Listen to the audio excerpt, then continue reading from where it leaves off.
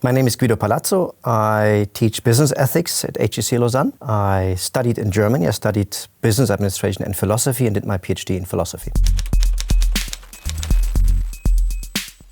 If I would summarize what I do in a nutshell, I would say I investigate the dark side of the force. So I have always looked into the unethical behavior or the ethical challenges organizations are facing. I've started in the early 2000s by analyzing human rights violations in supply chains. I've worked on how organized crime penetrates supply chains of normal legal companies. And in recent years, I've specialized more into the analysis of what's going wrong inside companies when they have a scandal, for instance. Think about Dieselgate, Volkswagen. Think about the Boeing crashes. How is it possible that organizations can totally destroy their ethics in a way that they end up doing systematically illegal and immoral things? All these scandals that on the surface look so different. Behind that surface, there is the same pattern of 9 things that happen again and again. And if we know that pattern, we can better protect organizations against the dark side. The pattern, which we call the dark pattern, with its 9 elements, includes, for instance, toxic leadership. So you have in all these cases bad bosses. You have goals that cannot be achieved. You have incentives that are too narrow. You have a language that is too aggressive. So there's a set of elements that you find again and again in these scandals. And they have to do with leadership and with corporate culture.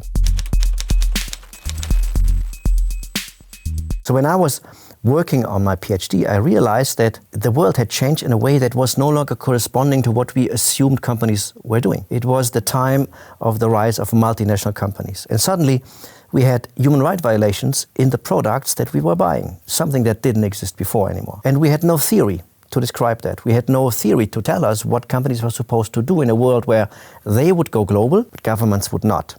So that was my first motivation to go deeper into this question of how can we solve the ethical questions that come with the change that globalization brings. The second motivation for my later research on scandals and on unethical behavior in organization comes from this insight that we always assume when we see something bad happen, whatever bad is for us, that it's bad people doing it. We ascribe it to character. But when you look into these scandals, you see normal people like you and me. And the question is, how is that possible? How can normal, average people with good values behave in an unethical or even illegal way?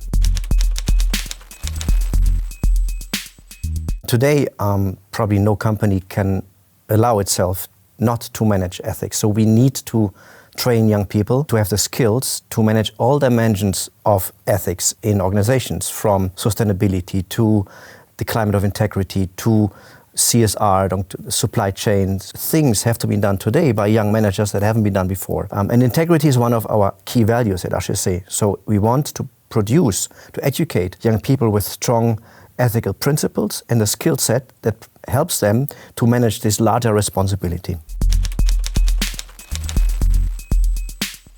We know since so many years that we have to change our lifestyle because our lifestyle is not sustainable. We have multiple ecological crises, and yet we still don't change. So to understand how people can ignore the moral dimension of their decisions, how they can insist on a totally distorted understanding of their reality, that is something I've always been fascinated about. And analyzing scandals gives me the tool set to analyze any kind of resistance to change when people become irrational. We are in a perma-crisis, but we can get out of this crisis. We just have to understand better how humans make good decisions. That includes how they make better moral decisions. And that is how I see my contribution. And I remain hopeful. Perfect. Thank you.